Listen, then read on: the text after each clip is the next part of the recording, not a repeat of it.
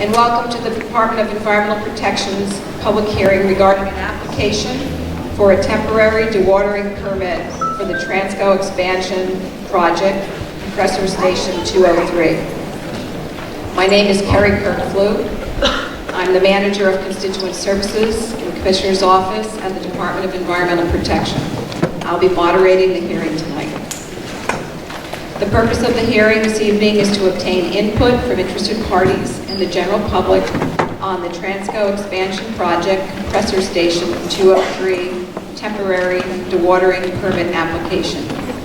We ask everyone who testifies to be mindful of the fact that this application is solely for a temporary dewatering permit necessary for the construction-related dewatering of a compressor station.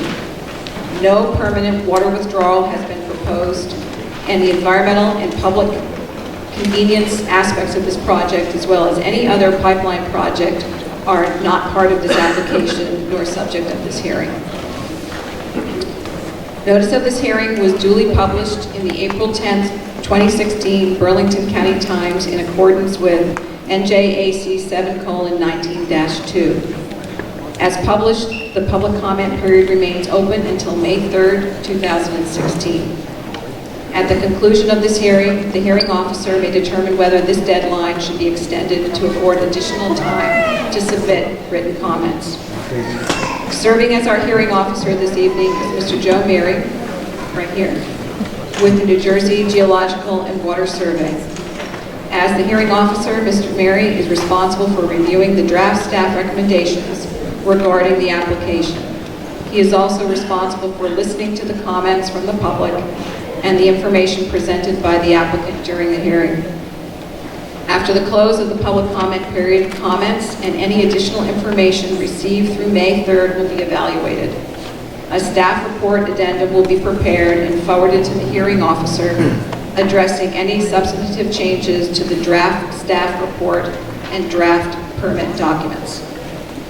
In accordance with NJ 7:19-2.9, the hearing officer will review the application, comments received, the hearing transcript, and the staff report addendum. The hearing officer will prepare and submit written findings and recommendations in the form of a hearing officer's report to the decision maker for a final decision on the application for a permit. The decision maker is typically the division director or assistant director in the Division of Water Supply and Geoscience.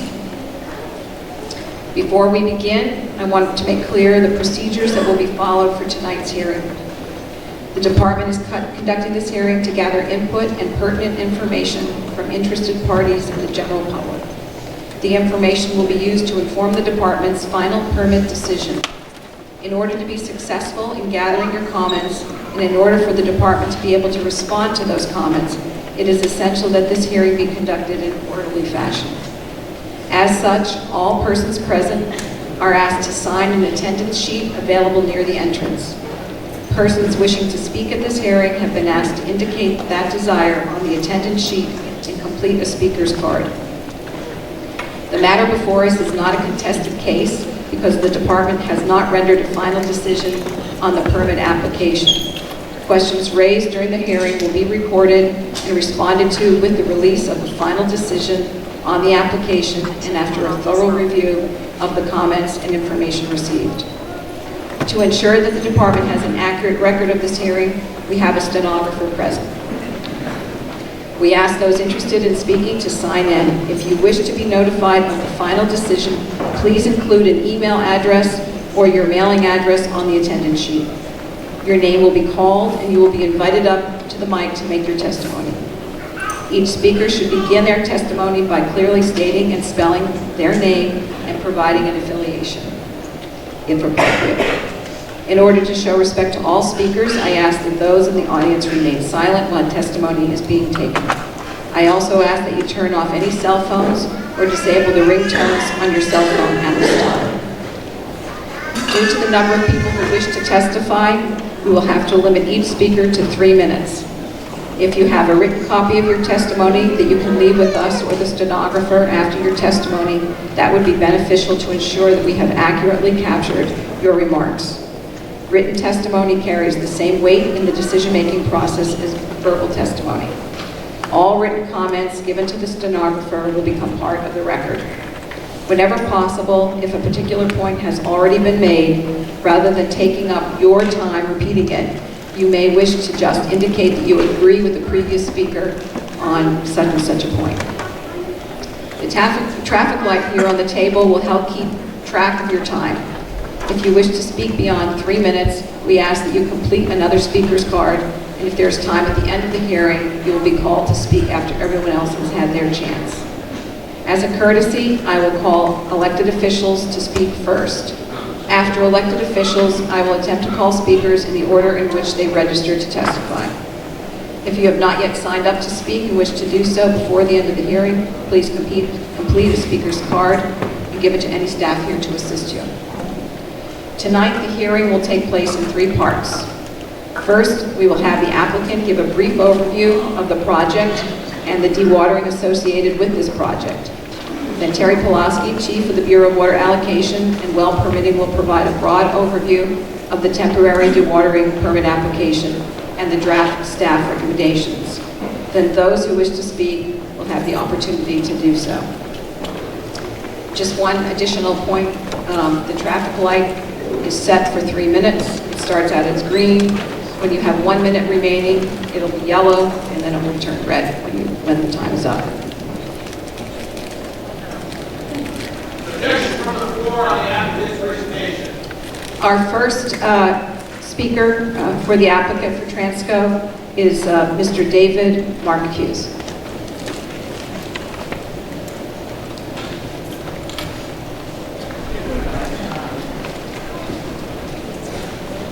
Hi, good evening, everyone. I'd like to start off by thanking everybody to take time out of their considerably busy schedules to come and participate in this hearing. Certainly, it's part of a great democratic tradition that we have in this country, and thank you for your time. Secondly, I'd like to also thank DEP for hosting this hearing and taking the time to allow us to provide a brief presentation of the project and the permit. And so with that, I'd like to go ahead and provide a brief overview of the project and the company. Transco is an interstate gas line operator. We can barely hear you. Can you speak closer into the mic? Yes. Thank you. Transco's pipeline system consists of over 10,000 miles of pipeline with over 50 compressor stations. We transport roughly 10% of the natural gas that's consumed within the United States and serve about 60% of New Jersey's natural gas market. The Garden State project, which is this individual project, is intended to enhance the reliability of New Jersey Natural's local distribution company here in New Jersey. The project facilities at hand consist of a greenfield compressor station and meter station in Chesterfield, New Jersey, with construction starting in the beginning of 2016 and being complete by the end of 2017. I'd like to go ahead and provide a brief overview of where the facilities are. They're at the southeast intersection of the New Jersey Turnpike and County Road 528. This is a rendering of what the compressor station will look like in its completed state. And with that, I'll go ahead and hand it off to Heather to provide some additional information on the dewatering permit.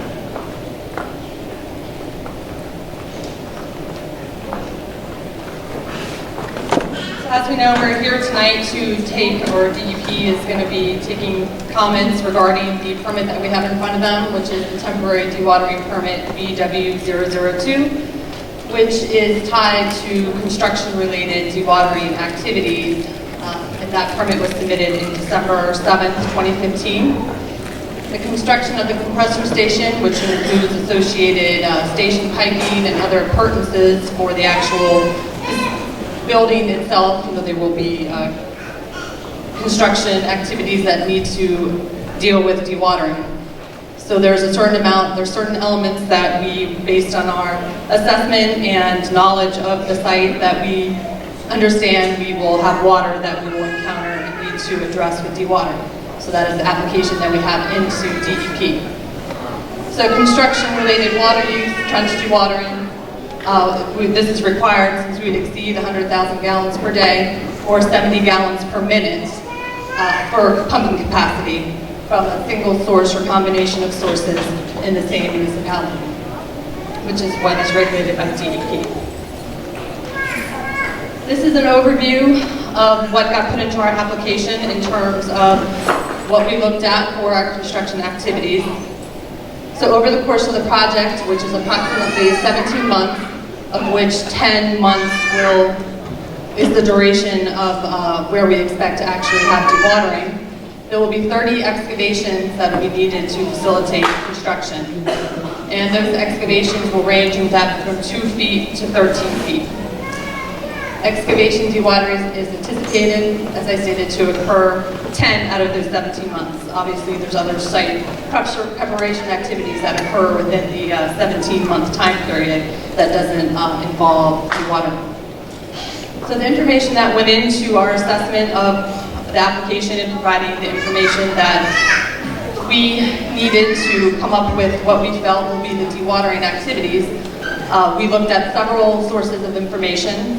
Geotechnical investigations have been completed on site, so with that comes very detailed information on the geology that's present on the site, the soil types, which talk to permeability and how the water is sitting at this site. So that information was looked at from extensive studies that were done on site, in addition to infiltration testing was also done on site to address stormwater construction and design. So that obviously was information that was looked into for all of our technical assessment. So we assessed our construction excavation, open trenches, perimeter trenches, box excavations, which are box excavation associated with building a compressor station. You're going to have areas with footings and things that you're going to have a rectangular square excavation that can encounter water and need to be dewatered. So we looked at the lay of the land in terms of where we propose to do those activities and where they sit within the site. So in addition to that, we have to look at an estimated radius of influence from these excavations that will have to be dewatered, an estimated dewatering rate for those excavations, and we completed a database search for all private wells within a quarter mile of the site boundary. And that is through a database that DEP has available where we could identify those locations. So we did identify 21 existing private, domestic, and/or irrigation wells within a quarter mile of the project site. And those wells range in depth of 55 to 225 feet. And so all of that information went into the application that is in front of DEP. So this is the figure that was provided in our application that shows the site, all of our proposed excavation activities, and those wells that were identified within a quarter mile. And the legend explains the activities. We had Excel spreadsheets that link each activity to the excavation and duration, which is all laid out in the application. This is a figure just blown in that gives you every excavation. There's a total of, as indicated, 36 associated with the project. They're all identified on this figure within the application, and detailed information provided on every one. So in terms of the analysis and as it relates to dewatering, based on the amount of dewatering that needs to occur on site, the influence to groundwater would not extend beyond the boundaries of our facility. The excavations on site, as we indicated, the greatest depth would be 13 feet into a local water-bearing unit that is separated from the Magothy aquifer, which you can see down on the bottom here, in which most private wells are located, and there's a thick 50-foot clay layer, the Woodbury clay layer, in between where our excavations are going to occur to a depth of 13 feet, and all of the private wells identified are at a depth of beyond that, within the lower Magothy aquifer.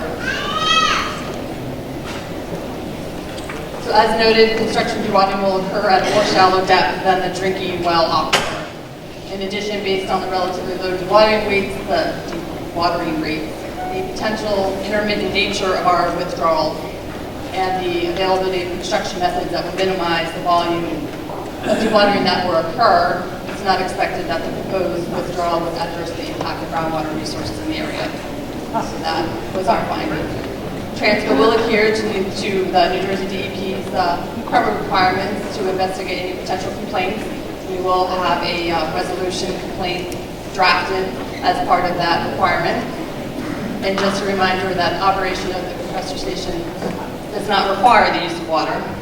It's just during construction that we will have the need to do temporary dewatering. So we feel that it does not have the potential to impact wells at any distance and does not require, as I stated, groundwater for operation. What was that? That it does not require groundwater for operation, the actual facility itself. And this is our information regarding the docket associated with this project, as well as the certificate that was issued on April 7th of 2016, and William's contact information. 7 minutes. Thank you. Good evening. I'm Terry Kowalski, Chief of the Bureau of Water Allocation and Well Permitting. With me this evening is Jennifer Myers, Section Chief, Andy McDonald, Staff Permit Reviewer, and Ken Komar and Akeem Ode assisting with the registration. Transcontinental Gas Pipeline Company, LLC, filed an application with the Department of Environmental Protection on December 8, 2015, and an amended application on February 16, 2016, for approval to divert a maximum of 7 million gallons of water during any month, at a maximum rate of 6,830 gallons per minute in a series of approximately 34 trenches between 2 feet and 13 feet deep. The trenches will mainly be located in Chesterfield Township and a small portion in Bordentown Township, Burlington County.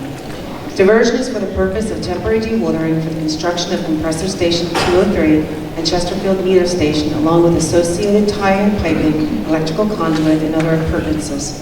The proposed diversion is in the Delaware River Basin. A temporary dewatering permit is required because dewatering will continue for approximately 10 months during construction. The diversion will be pumped from a series of approximately 34 trenches, 2 feet to 13 feet deep. According to the applicant's engineering report, groundwater is encountered at the site from 1 foot to 10 feet below grade. Excavation at the site will vary from 2 feet to 13 feet below grade, and dewatering is expected to occur to a depth of 13 feet below grade. The anticipated total length of the project is 7,659 linear feet, consisting of perimeter trenching for foundations, box excavation for foundations and stormwater, and line trenching for piping and duct back.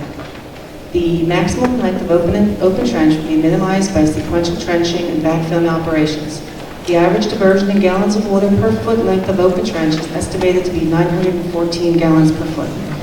There are no public water supply wells within 1 mile radius of the project. Within 1/4 mile radius of the project, well records and documentation were found in department files for 8 private domestic wells. According to the applicant, there are 4 potential pollution sites located within a 1/4 mile radius of the dewatering activity, although none of these sites are identified on the NJDEP known contaminated sites list. Issuance of the temporary dewatering permit at the requested diversion rates will allow for the construction of the Transco Expansion Project Compressor Station 203 and the Chesterfield Meter Station and the associated tie-in piping, electrical conduit, and other appurtenances. Based upon the expected maximum withdrawal rate, the characteristics for an unconfined aquifer, and the limits of dewatering, the zone of the influence is expected to be less than 14 feet deep and extend less than 400 feet from the dewatering activity.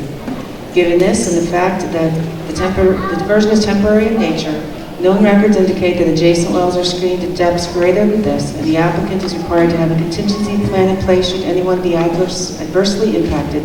The diversion is considered just and equitable to other water users in accordance with NJAC 7:19 2.3 G2. As the diversion is temporary in nature, it is not expected to exceed the long-term natural replenishment of groundwater in the area or adversely affect any river or stream in accordance with NJAC 7:19 2.3 G3. I may be going a little fast, Mr. The diversion is not expected to contribute to the spread of groundwater pollution due to there being no identified known contaminated sites within 1/4 mile radius of dewatering activity according to the NJDEP known contaminated sites list. The staff recommendation is for the issuance of a temporary dewatering permit subject to specific permit conditions and requirements with an expiration date of 3 years from the date of permit issuance. Thank you, Terry. At this time, we will begin the testimony portion of our hearing. If I could just ask speakers, I hope you can all see at the podium and a mic there, so when I call your name, please come up there to speak.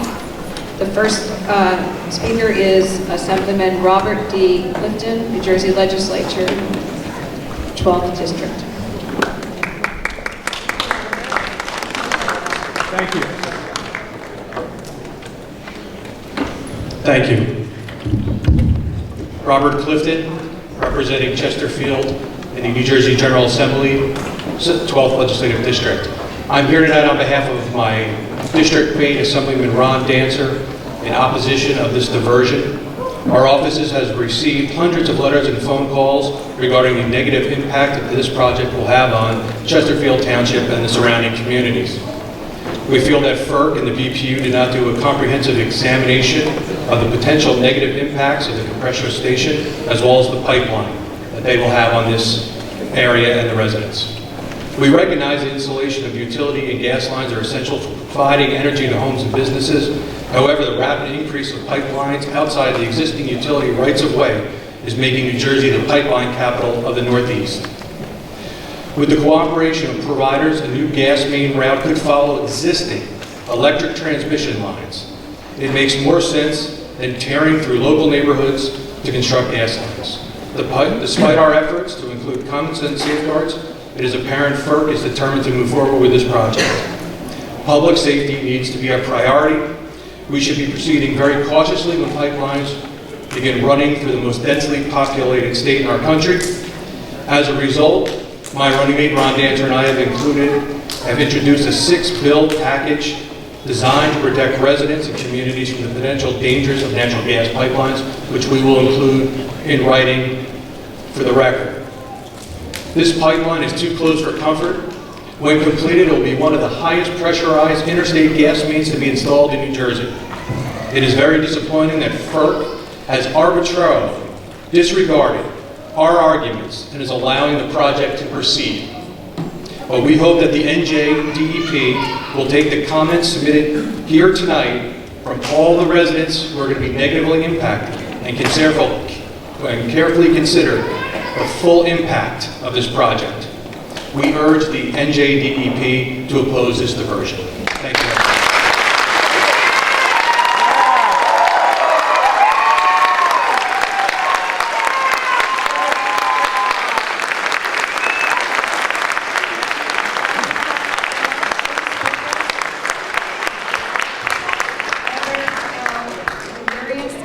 Who is Township of Chester attorney, followed by Matthew Mulvihill, for an expert for the township, followed by Jeremy Liedka, the mayor of Chesterfield Township. Just line up. And Heather. My name is Heather Demersion from Parker McKay, here on behalf of the Township of Chesterfield.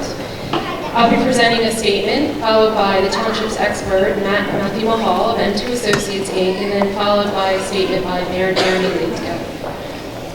Due to the complexity and importance of this matter, the Township requests an extension of the public comment period. The Township opposes the issuance of the dewatering permit and has retained Matthew Mahal to assist the Township in evaluating the numerous issues presented by Transco's application for this permit. In addition to our comments here this evening, the Township will be submitting separate written comments to the Department. The Department not only has the authority to regulate Transco's dewatering activities, but a basis exists for the Department to deny Transco's permit because Transco has failed to provide sufficient and complete technical information to support its permit application. From a legal perspective, Transco's dewatering activities have the potential to significantly impact surrounding areas, including the water table and freshwater wetlands.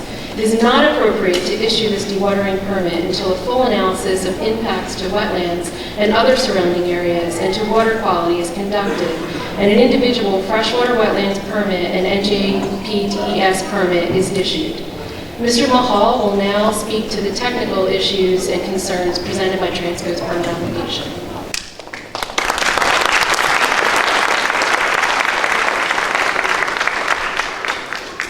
Good evening. I'm Matthew Mulhall. I'm here as a professional geologist, professional hydrogeologist with many years of experience in New Jersey. I want to, first of all, thank the DEP for the time and effort they put in on this application. It's in a very short time frame. This application was prepared, or permit was prepared. First off, the first element of what of concern from a hydrogeological standpoint is the fact that the diversion rates have been adjusted several times. Initially, they were 7 million gallons a month. Then they became, 6.4 million gallons a month. Then they became 7 million gallons a month. Then in February, they became 305 million gallons a month. And now they're back to 7 million gallons a month.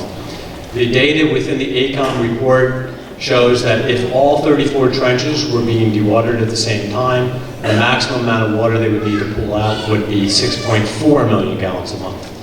They show that this project will be conducted over basically 7 months of dewatering, starting with month 1, which was originally going to be in March. Month 2 would have been would be May through September. That information is provided on Addendum A, Table D5 of the application, and Table D6 within the AECOM report. There's questions as to the reliability of the information submitted to the DEP because these pumping rates have varied so much. There's nothing in the data that would support a pumping rate of 7 million gallons a month. Another issue that's a significant concern is that the AECOM report did not depict wetlands on the property. There is, based on GIS mapping available from the NJDEP, there are significant wetlands on or about the property. This is the headwaters for Sucker Run. Some of the excavations appear to extend either into or very close to wetlands, and they could have an adverse impact. I'm going to expedite this because I see the yellow lights already on. The application... Thank you. The next issue is the fact that the application is asking for 6,830 gallons a minute. This is a number that has changed 3 times in the permit application phase. It was originally 90 million gallons a month, 90 million gallons a minute, 90 gallons per minute. Then it was changed to 156 gallons per minute, and ultimately ended up at 6,830 gallons a minute based on pump capacities. Diversion pumping rates and diversion values should be established based on need. The need is shown in the AECOM report is that the maximum monthly diversion would be in the 3rd month of operations, and that would be about 2.7 million gallons. And in order to pump that and keep the trenches dewatered, the AECOM report suggests that a pumping rate of 63 gallons per minute, not 6,830 gallons a minute, would be appropriate. Sir, your time. Okay. You didn't tell them that. You didn't tell Transco that. Yeah, we're going to listen to them. 7 minutes. Thank you. We are going to be submitting comments in writing to you, but the bottom line out of it is we think the adverse impacts to the wetlands, the adverse impacts to the pumping rates and everything else, there's no need for this permit to be approved as is.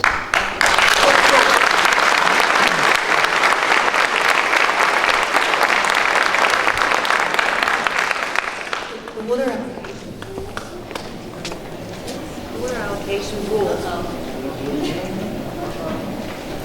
Water allocation rules. Water allocation rules do require that the hearing contain a presentation from the applicant so that full broad explanation of the project.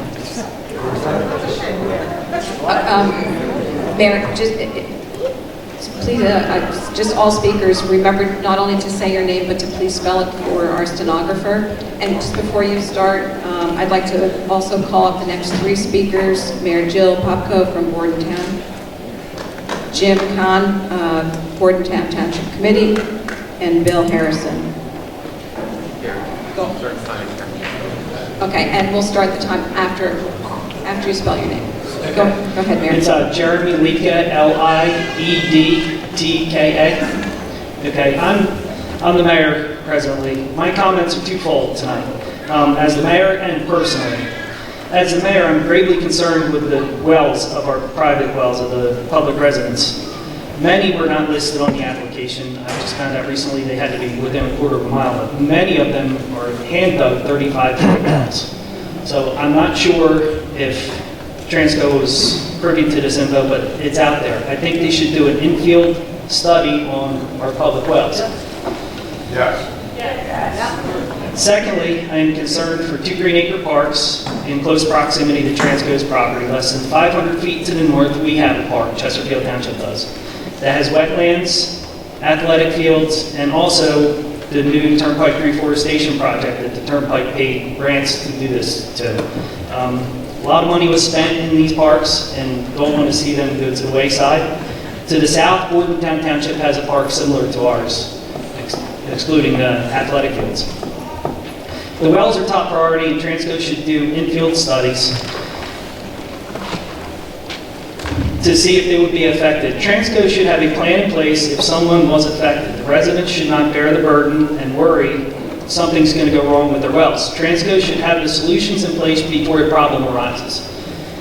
Now, personally, we are the immediate property owner to Transco, to the east. The stream that Matt Mulhall described runs in between our property. That's the property line. That was our playground as kids. We would go there fishing, catching frogs, and now it is my kids' playground. We're greatly worried about this stream and the dewatering, and we're just worried it's going to dry up, and the stream won't be there. I don't know how it cannot be affected by dewatering so close to that stream. I don't know how they can mitigate that. Secondly, we're farmers also. We have a farm field right next door, within feet of where they're going to be dewatering. If they pull the groundwater down, the ground then dries. And with the compatibility of the silt and clay structure of our soils in this area, they're going to become compacted and hard. Any rain that is done on this land will now run off. It will not perk back into the ground. Any significant rain will then become runoff and no effect, no recharge back into the farmland or the aquifer. With all the important concerns, I cannot see how this application can move forward without more studies and more data. There are major inconsistencies in the application as stated by our professionals, and there has not been enough time to do a significant study. This whole project has been rushed from FERC through to BPU. They've asked for accelerated time, and it just needs to slow down. And I hope you guys do the proper job, and please give us the time and the extension. Thank you.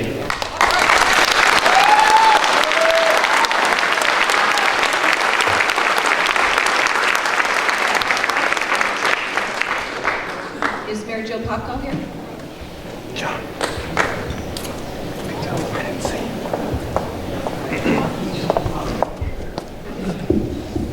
Thank you.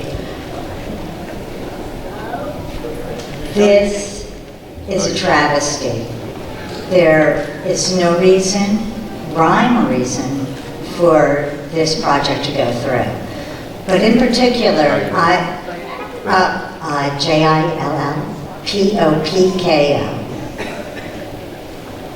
Bordentown Township. In particular, it seems that Transco has not done the proper due diligence in letting our town, Bordentown Township, even know about this project. They never notified us. They have never come before us to let us know that we could go before FERC as interveners. In the meantime, now what we have is a project that has been threatened to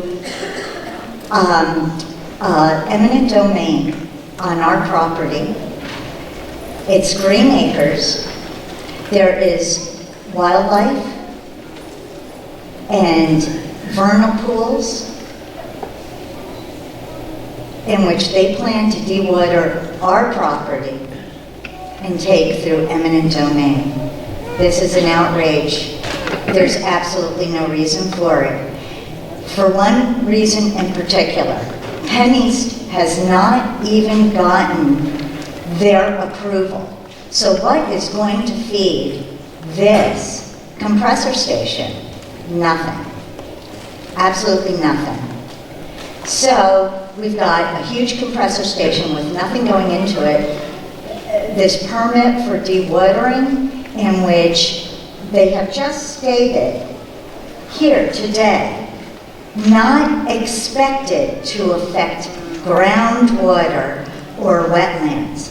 Not expected to. Well, I expect a lot more than that. I have every expectation that the people will be drinking clean water here in this community.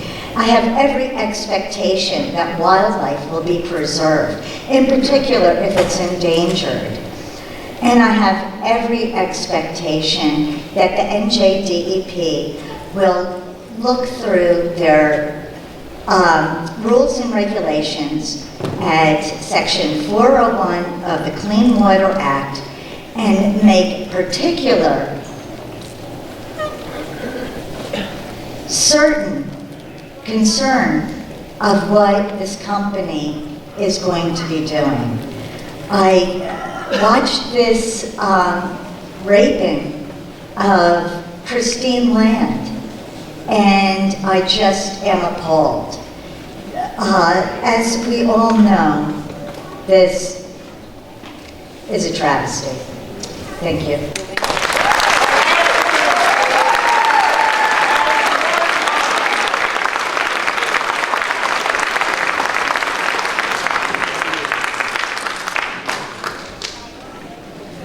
Jim Cann, C-A-N-N.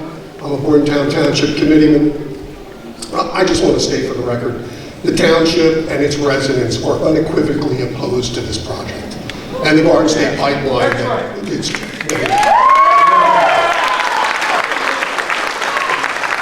not an economic necessity. It's not needed. We already know that the existing pipelines, if necessary, could provide 50% more gas than is needed by the residents of New Jersey. So there is absolutely no economic reason. The environmental impacts, not even discussing the public health issues that these types of facilities give rise to, it just means to me, as DEP environmental protection, you need to be slowing this down, you need to be taking a much harder look at this. And while you read statements from the Transco Williams reports, I think one of the things that I wanted to hear tonight is exactly what your investigation is going to involve. What are you going to be out to the land? Are you going to have geologists? Are you going to have hydrologists? Given the number of schools in proximity to this facility, given the number of private wells in this facility, given the number of homes near this facility, I think it's incumbent upon you and the wetlands, and we have parks, and as Mayor Lika properly stated, we have parks in this area. They want an easement from us. We don't want to give it to them because this is unnecessary. This is not needed. We don't need to be Pipeline USA.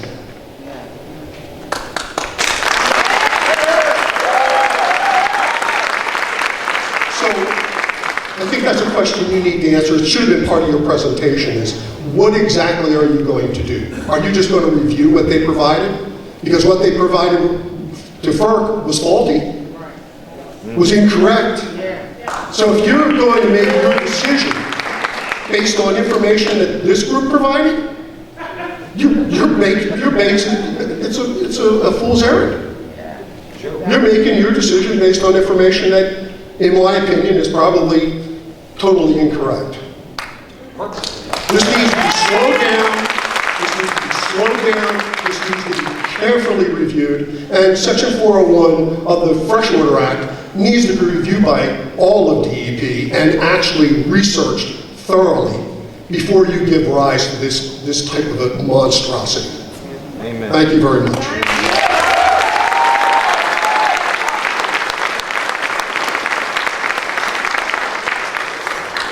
Next three people are Peggy Hallion, Andrea Katz, and Jeff Dill. Go ahead, sir. Bill Harrison, Harrison, with Genova Burns. I'm the attorney for Bordentown Township. We want to join in Chesterfield's request that the comment period be extended. We will be submitting written comments detailing the environmental concerns here, but one matter, in the interest of keeping to the 3 minutes, I want to make the department aware of. One of the parcels involved in this application is owned by Bordentown Township. It is subject to Green Acres restrictions. Bordentown Township is precluded by law from authorizing any non-recreation conservation use of that land. That is what is being proposed here. I would argue that that Bordentown Township certainly has no intention of going through the procedures which require approval by both DEP and the State House Commission before any recreation and conservation lands can be diverted for that purpose.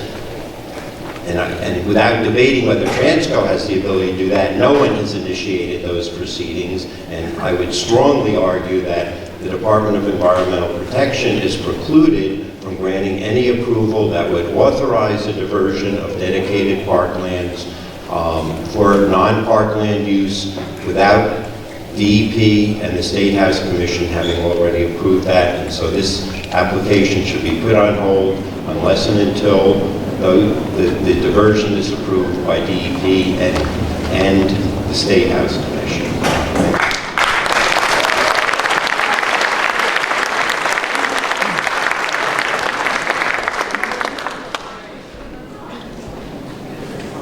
Peggy Hallion.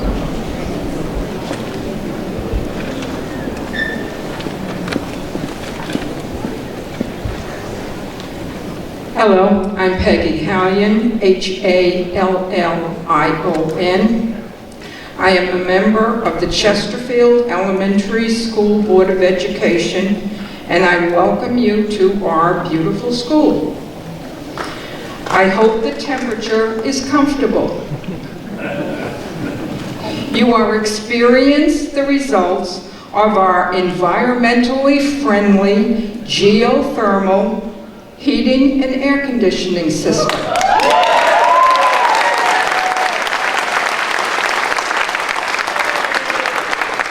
As a preservation-friendly township, we pride ourselves on protecting the environment for the next generation by our actions, education, and example.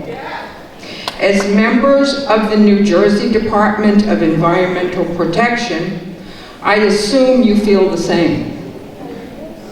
Our system has 200 wells drilled on our property. Each is approximately 100 feet.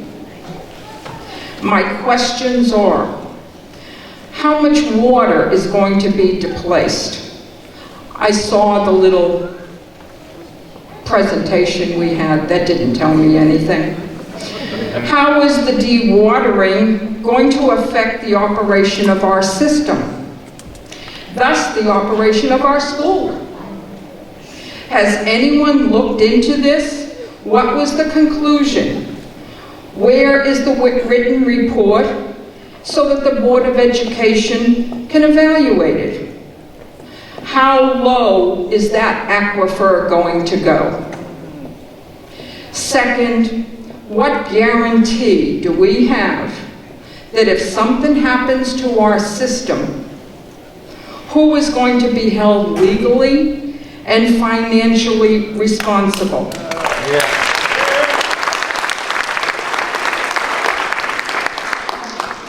This is our major concern to the Board of Education as well as to the parents and the residents of Chesterfield Township. Thank you.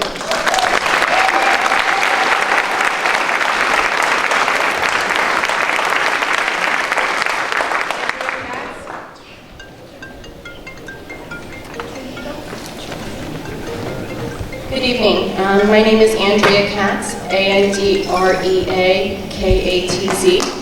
and I am a board member here at Chesterfield Elementary School. And I'd like to echo some of the sentiments that were made earlier. This community, we do not want this project at all. And I think that is made loud and clear by how many people are in this room. They stopped what they were doing at 5 o'clock. That's hard, it's the middle of dinner time. We stopped what we were doing, we filled this room, we brought our kids. That should be made clear to you that we don't want this project. I am asking for your help in slowing this down and stopping this project altogether. I want to know from the DEP, is this going to be safe for my kids? I don't believe it is. I want you to show me that it is. I want to know what studies you are doing to prove that this is going to be safe for my family. I live about a half mile away from the compressor station. I want to know that when my kids go into my backyard, they are going to be safe. They are going to be kept healthy. I want to know what the impacts are going to be on the wildlife from the long-term dewatering. You can't tell me that there is going to be no impact on that wildlife. There is, and I want to know what those impacts are going to be.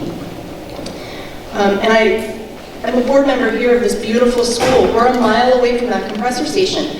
How are we supposed to evacuate our children if something happens to that compressor station? We don't have buses on site. What do we do? So I need you to tell me that we are going to be safe. And if we're not going to be safe, I need you to stop this project. Thank you.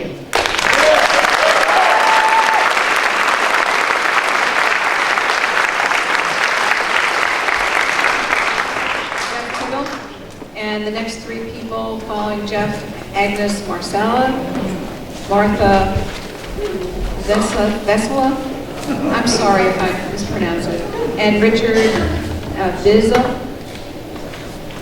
Thank you. Jeff Tittle, J-E-F-F-T-I-T-T-E-L, Director, New Jersey Sierra Club. I just want to make sure I mentioned yesterday or on Friday on Earth Day, we filed suit against the Southern Reliability Link.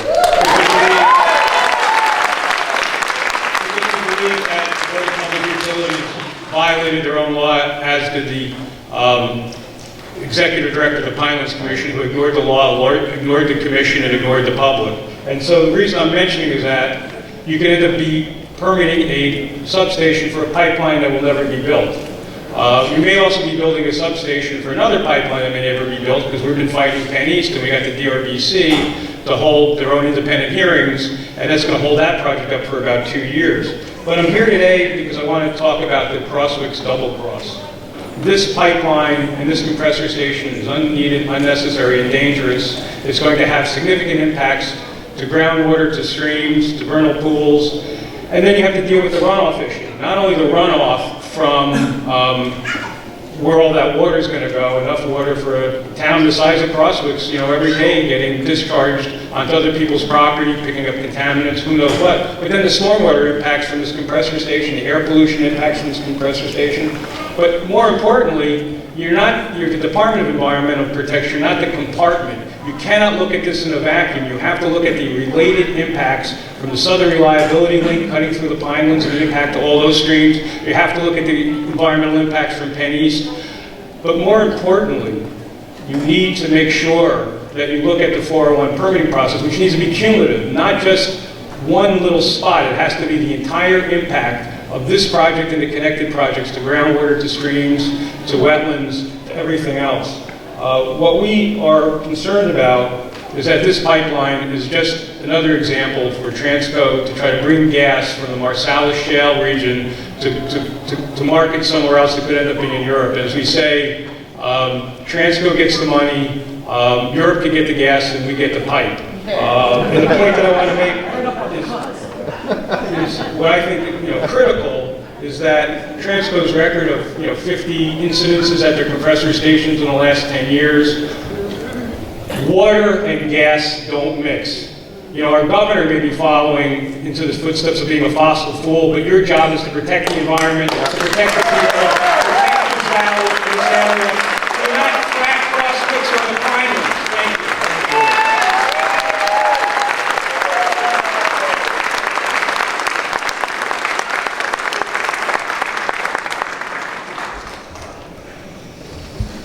My name is Agnes Marsala, A-G-N-E-S-M-A-R-S-A-L-A,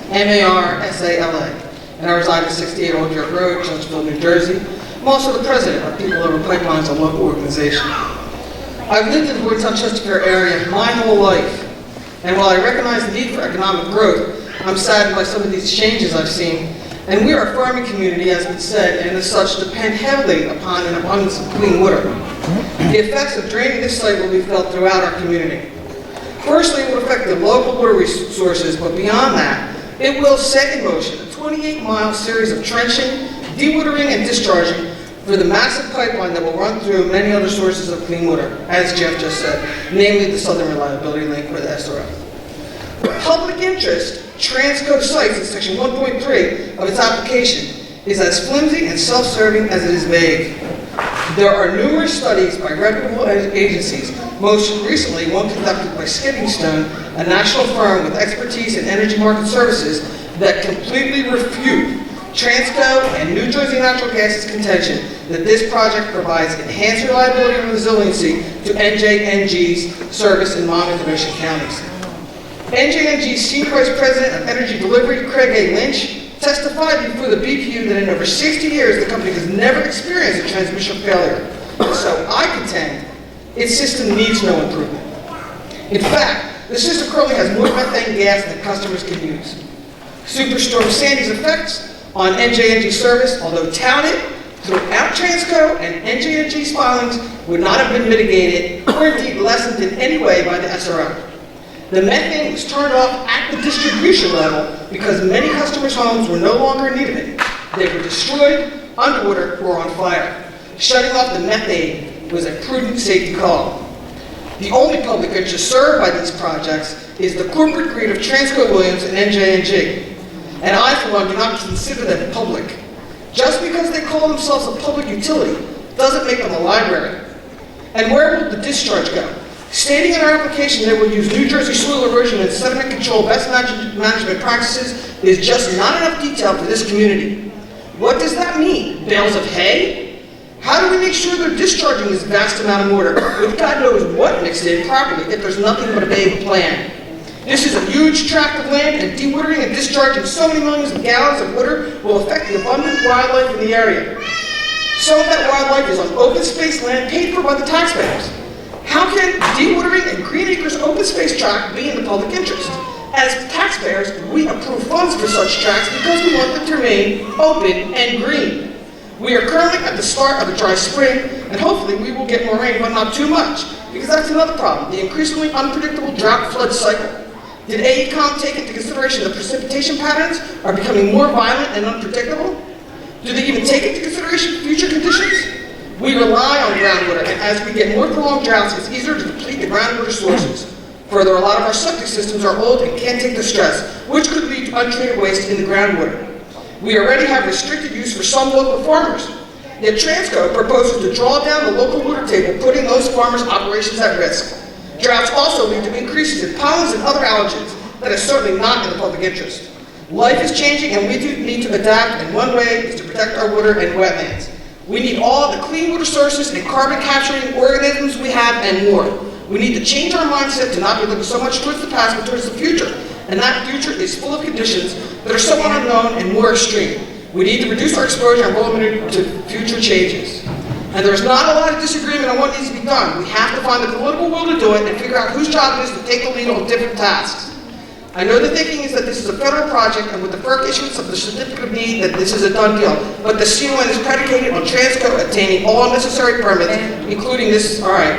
I just want to say I believe the DEP should only issue an individual freshwater wetlands or open water fill permit if a regulated activity does not cause or contribute to a violation of any applicable state water quality standard. And your mandate is to protect all existing uses. All living things in stream, their aquatic and aquatic-dependent habitat, and the numeric narrative water quality criteria designed to protect physical, chemical, and biological integrity. And so I urge you to take the lead and help NJNG adapt to help New Jersey adapt to its uncertain future by denying this permit.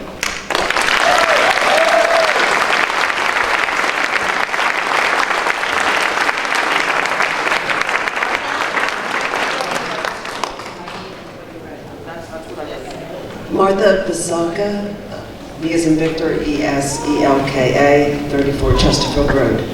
This is the first time the DEP has had a public review, and I appreciate it. Thank you. This gas compressor station is one component of a $150 million PennEast and Southern Reliability Project.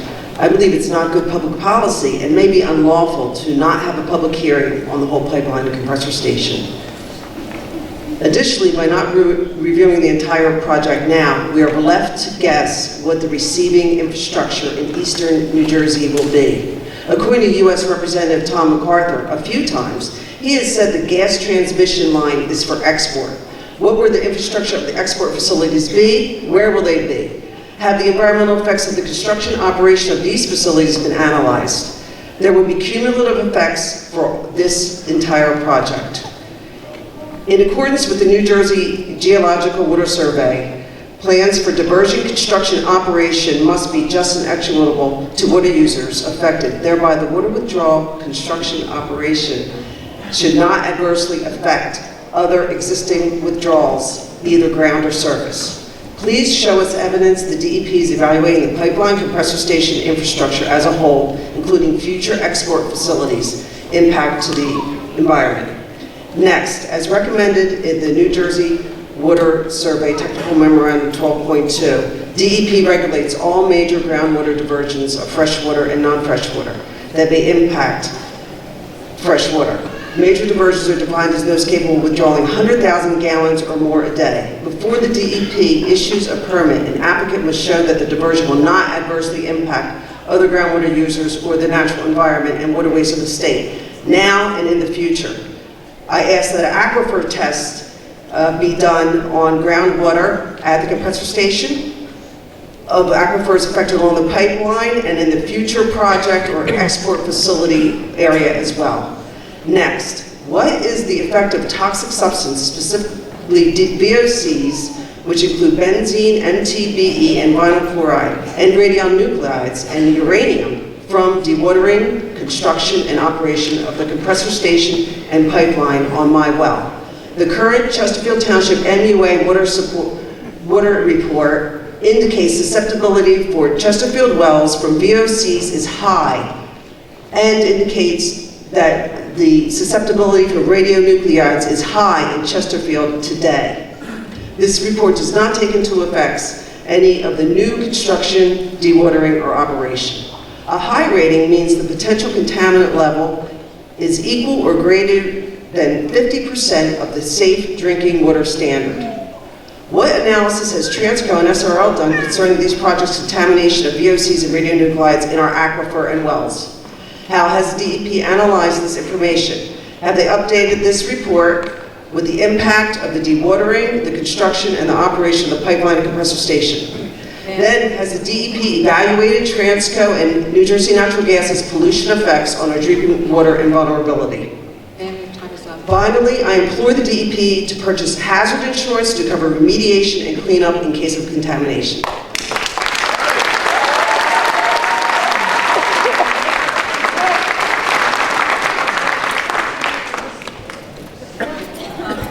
Just hold next three people: Roger Schneider, Jamie Zakara, and John Kokobinski. There you go. Take your time. Go ahead, Richard. Good evening. Rich Bizup, that's B-I-Z-U-B. I'm Director for Water Programs at Pinelands Preservation Alliance. There's 4 topics I hope I can get through tonight. If not, we'll certainly submit them written. The first is potential impacts to the wetlands and the streams. You know, when you look at the reports that were submitted, you notice that the saturated zone on top of the Woodbury clay is not very thick. This is the zone that's identified in the reports as strata number 1. You know, the thickness ranges from about 5 to 23 feet, but on average is less than 12 feet throughout the site, and in some places much thinner than that. So some of the piping that's going to be an excavation that's going to be dewatered ranges from 9 to 13 feet deep below ground surface. So a significant portion of the water column on top of the Woodbury clay will be dewatered. And this is the water-bearing zone that provides base flow to the 2 streams and associated wetlands. Even though groundwater that is removed by dewatering is going to be land applied on site, and in theory will recharge the water-bearing zone, losses to the streams and wetland systems can be significant if evaporative losses aren't kept to a minimum, especially during the summer and early fall, when more than 30% can be lost through evaporation and transpiration. So this application is certainly temporary, but it's not short duration, it's 10 months. So there needs to be more specifics in the application about how evaporative losses will be minimized. The next item is that this site and surrounding area has been farmed since 1930, prior to 1931. That's about as far back as I could go in looking at historic aerial photos.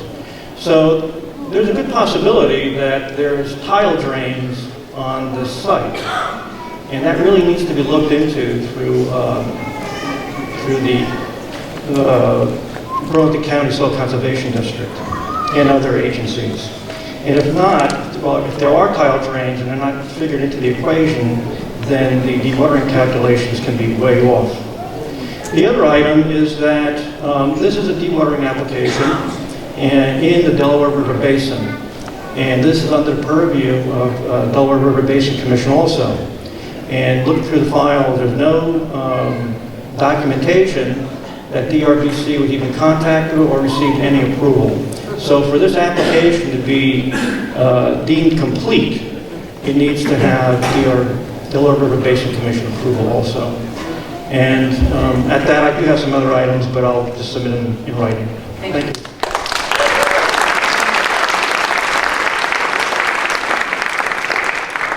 My name is Roger Schneider, S-C-H-N-E-I-D-E-R. I'm not too smart in all this dewatering and all that stuff. But I do know if they pump water out of the ground, it has to be taken off the property, it has to be pumped into something. Where's all this water going to go that they take out of the ground? The quality of life that the people have out here in Chesterfield and in Bordertown are going to be affected tremendously by this project. All the traffic is going to come through Bordentown, all of it, all the heavy equipment, everything that they bring in here is going to come down Route 528. It's going to go, my property borders 528. It's going to come right by my house. I'm 50 foot off that road. My house shakes when a regular truck comes down that road. What restraints are we going to even put on these people if this project is allowed for the noise levels that are going to be created out there? For the people, we have a large population that lives within a mile of this project. We have 2 schools. Our first responders in Bordentown, our first aid, our fire department are just over a half a mile away. I live 3/4 of a mile away. And I just like to beg the DEP to help us and really do their work and look at all the water issues that are going to be there and help us stop this project. I beg you to help us. Thank you.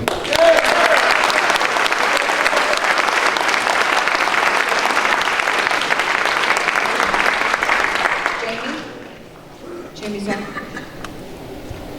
Is Jamie here? Jamie Zachariah? No? Okay. John Kubinski? Yeah, thank you very much. John, hold on. John, it's K-O-C-U-B-I-N-S-K-I. Excuse me? One moment, please. The next 3 speakers that we want to also call up after you are Glenn Shulkeen, Patricia Caruso, and Rita Rome. Thank you, sir. I'm sorry. Go ahead. No problem. Did you get the... Okay, very good. Okay, I'm a resident at 950 Province Line Road, also a township committeeman in North Hanover Township, and therefore a resident of North Hanover Township. In regard to the application, we have been going to, and I say we, the groups opposing, obviously, this infrastructure. Public safety, health, and welfare is paramount, which in essence covers the impact this project will have on the aquifer, wetlands, streams, which also includes farming operations in our region.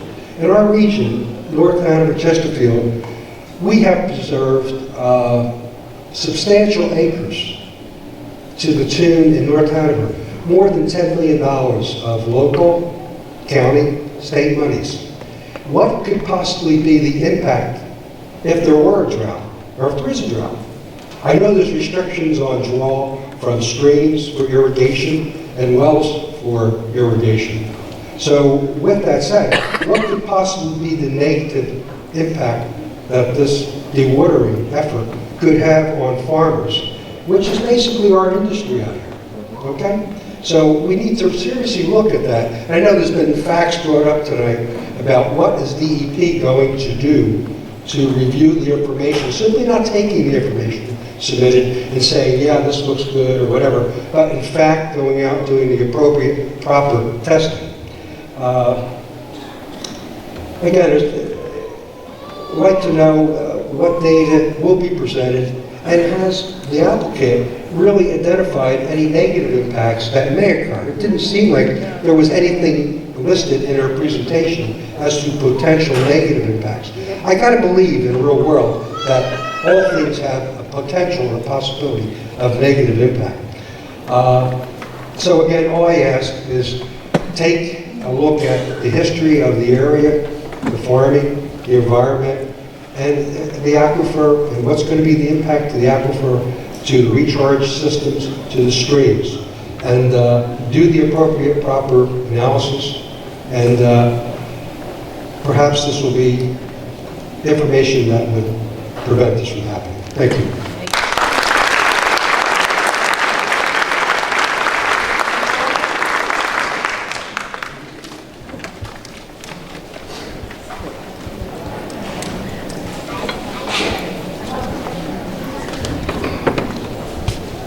Hi, Glenn Shulkin, S-C-H-U-L-K-I-N.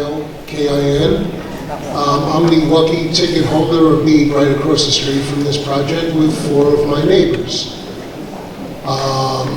It seems to me that not only were we originally told that the paperwork submitted, there were no wells within a quarter of a mile, and then there were no wells within 400 yards, and then now all of a sudden there's all these other wells. So the couple of words that I wanted to mention, and then I wanted to read something to you quickly. There is a number of areas where they discuss so elegantly that we do not expect. And I think if you look through their paperwork, you will see we do not expect. What the hell does that mean? Are you serious? We do not expect. 3 of the most intelligent people that we have that led off any meeting, and I've been here 27 years. So not only was I not told the property was sold, no representative came to my house, no paperwork came with us, yet we were told we didn't have a well, nor my other 4 neighbors. And by the way, these wells are between 30 and 200 feet of this property. These are 5 wells. We'll be dead. I'm 70 years old. I will be dead by the time we figure this out. So let me tell you another thing about inconsistencies. Inconsistencies are all the things that they've changed over and over and over. Well, there's another word for inconsistencies, and those are outright lies.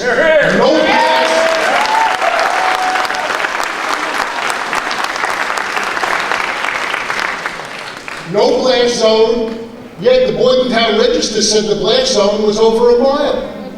None of these pipelines and or pumping stations or whatever you call them, terminals or whatever the stupid word, compressor stations have ever blown up. Yet 4 months ago when Lee Radner,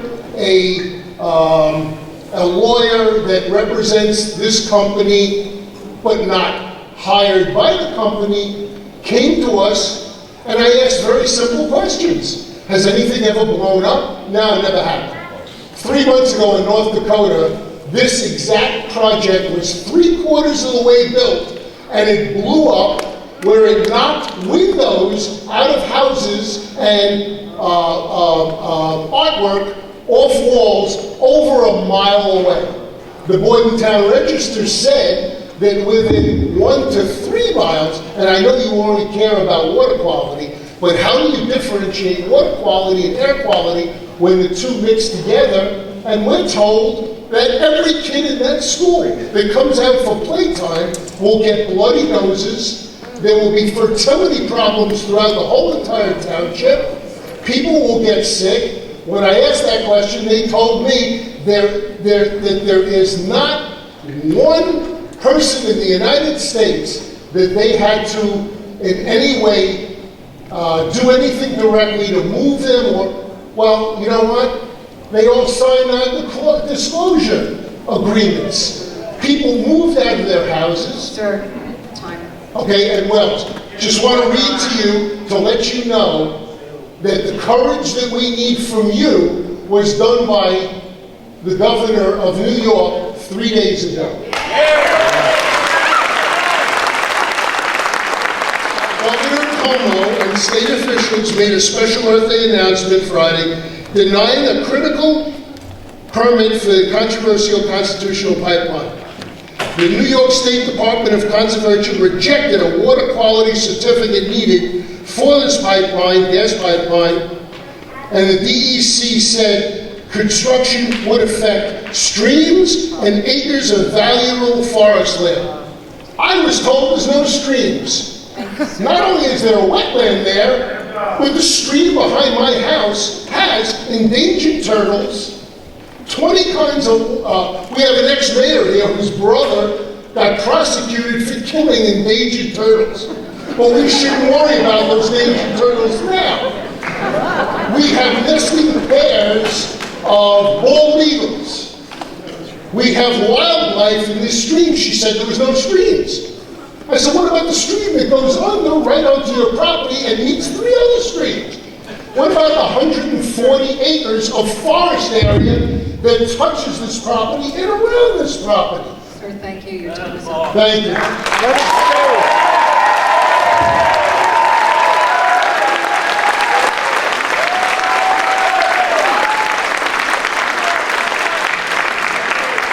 So in closing, let me say that when she said that there would be no release of methane gases, this Lee Rutner released something that is part of their company. Once a month, they release 5 miles of gas. I forget what it's called, a burnout. And there will be thousands of pounds of ash coming down on their property, and around that will go into the water, into the aquifer, into my drinking water. Thank you. And I hope I lose weight from this, because it might be the only way I'm going to lose weight.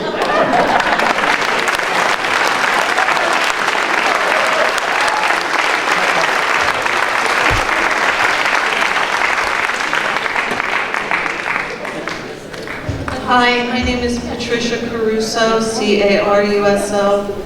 I'm a member of the People Over Pipelines, and I also live in Upper Freehold.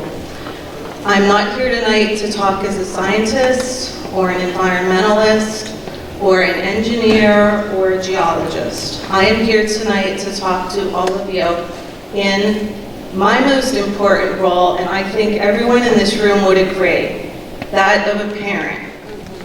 As a visual, I wanted to just bring a 30-inch model of the pipeline. I know that we're all bright enough and we know how big a 30-inch pipeline is, but I think it's important to keep this in mind as I speak. I am deeply concerned about the safety of my family. This 30-inch, over 700 pound per square inch pipeline would have more than 500,000 pounds of pressure in it. If this explodes, we all know catastrophic results would occur. This would run directly in front of our house that my husband built himself 20 years ago. My 3 children have fished for the past 15 years in the small stream that runs in front of our house. In addition, deer, fox, and other small animals drink from this stream on a daily basis. How will the aquatic life and wildlife be protected if this compressor station and pipeline are built? Sadly, the stream will become contaminated and or dry up. There will be many toxic chemicals used during the horizontal drilling of this pipeline. How will you protect us from the damaging effects of that?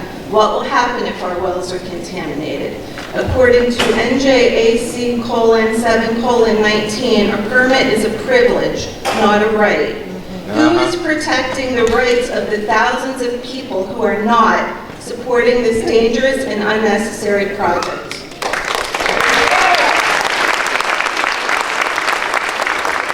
Despite attending weekly meetings over the past year to prevent this disaster, our voices are not being heard. We are being silenced by wealthy corporations such as NJNG and Transco. Their main goal is to profit financially. Another example of corporate greed, regardless of the safety, water, and environmental risks. Please do not rubber stamp this project and grant Transco the permits that they need. Please be leaders.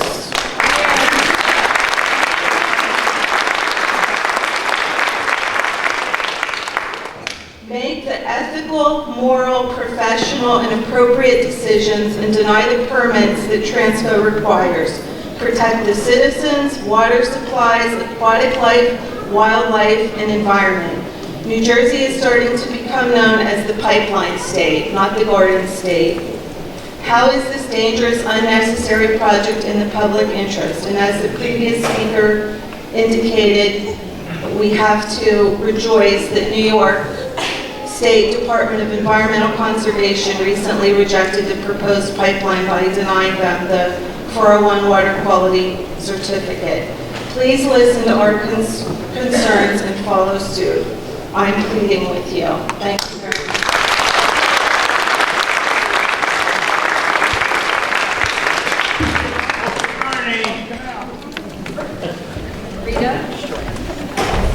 Rita Roman? Hi, my name is Rita Romeo, that's R-O-M-E-U, and I reside at 433 Ellisdale Road. I want to thank you for having this hearing because this is one of the few opportunities the community has really had to speak out on this issue, seeing as EPU does not have a public comment provision and FERC does not have hearings either. I'm going to come at this from a slightly different angle. I know a lot of very valuable things have been said already that I will touch on too. But I have several neighbors who are farmers, as well as some friends who are business owners and specifically home builders in the township. Being a business owner myself, I thought it was very important to express some of the concerns of the business owners of Chesterfield. I've talked with several of my farmer friends about their concerns with this proposed dewatering portion of the project, as well as other business owners, including a home builder. Many of their concerns are very similar to what some of the residents have already expressed, but I want everybody to keep in mind that in Chesterfield, farming is really our main business. Farmers depend on a regular water supply, both from area wells, area creeks, and streams. My farmer neighbors irrigate from creeks and ponds, and of course, they depend on their wells for maintaining their farm businesses. Some of the questions that they had are, that I feel are very important, is, is Transco digging a pond in the wetlands for the discharge? Where is the discharge going to go? Who is going to monitor all of the chemical levels in the water during this process? And where can we all go to look for a detailed description of the project that isn't vague? Other concerns that they have are, how will the diversion of water impact farm irrigation wells and ponds in Chesterfield Township, which has a large block of preserved farmland, along with our neighboring township of Upper Freehold? How will surface water flow be impacted, including potential adverse impacts to creek and pond aquatic life, including, as some of my friends have on their property, beavers, fish, waterfowl, and important plant species such as native milkweed, which is critical to survival of the monarch butterfly. So we would like to see how these issues have been addressed in the application and are going to be addressed by DEP. Some of the builders and realtors I've talked to had some different concerns. One builder reminded me that one time a few years ago, when many wells dried up in the township, not only was it very unfortunate for the residents, but the DEP denied builders any permits to dig new wells at that time. So if surrounding wells go dry, what will be the impact on builders' permits? Has this issue been looked at and addressed? We were also interested in finding out if a water conservation and drought management plan had been submitted by Transco, and if so, where we can find that. So in general, everybody that I spoke to, myself included, just felt that there were too many unanswered questions for this really to move ahead, and we implore you to take the time to really research this and communicate with us.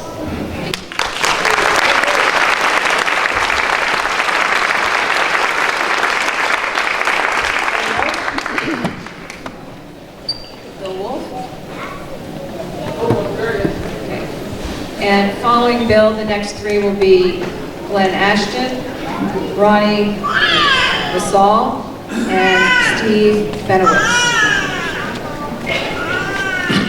Excuse me, good evening, Bill Wolf, W-O-L-F-E, I live in Bordentown.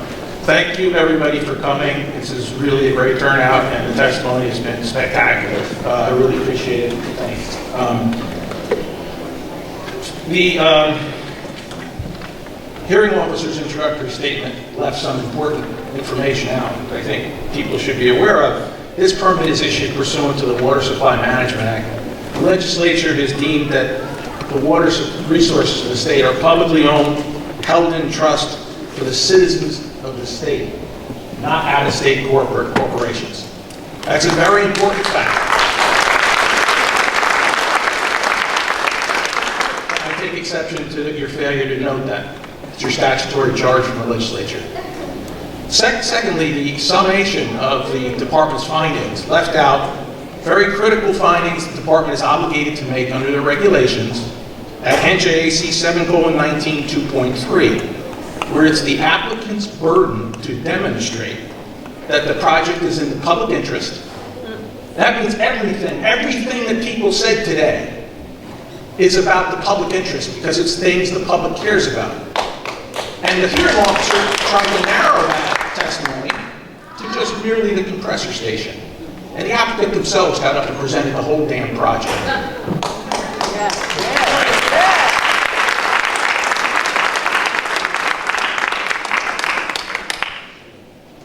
So nobody should be under any illusion that the department, and I think it demonstrates bad faith on the department's part, to even attempt to narrow the scope of the public's testimony, and it's in writing as well in the public notice on the hearing.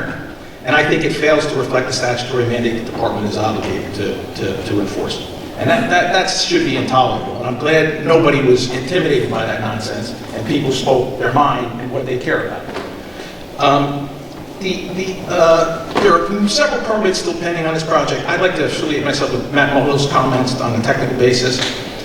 The department still has a wetlands permit outstanding, I understand, on this project, and that's going to deal with the dewatering of the wetlands issues, some of the hydro modifications. So this is really premature, particularly given all the technical deficiencies in the hydrogeological demonstrations and some of the inconsistencies in just basic data. And I too read the application and it said there are no streams. So I thought I was a little bit fuzzy here, but I guess not. Other folks picked up on that. And lastly, from a big picture standpoint, this is a fossil fuel infrastructure project of a regional scale. It starts in the frac fields of Pennsylvania and is importing gas through the Penny's pipeline, which is then connected to this compressor station, and then to the Southern Reliability Link and the South Jersey Gas Pipeline, and then at the tail end of the project is the BL England Power Plant, and some say a repowering operation at Oyster Creek in the future. So this is a massive $2 billion plus infrastructure project. To try to compress that project into a dewatering permit application is ludicrous on its face. And I'll close with saying the wetlands regulations, number one, explicitly prohibit segmentation that you're doing here tonight.